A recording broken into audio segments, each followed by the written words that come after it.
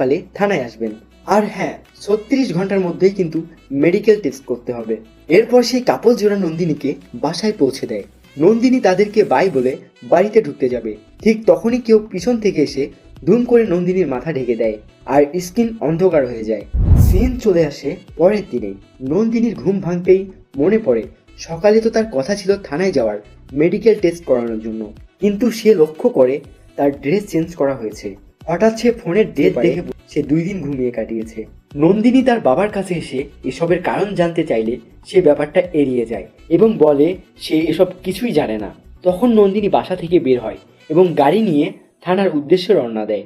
তখন ফ্ল্যাশব্যাকে দেখানো হয় যে নন্দিনী থানা থেকে বাসায় ফিরলে পরের দিন নন্দিনীর বাবা থানায় আসে এবং ইন্সপেক্টরকে বলে, স্যার, আমি আমার মেয়েকে ঘুমের ওষুধ খেয়ে ঘুম পাড়িয়ে রেখেছি।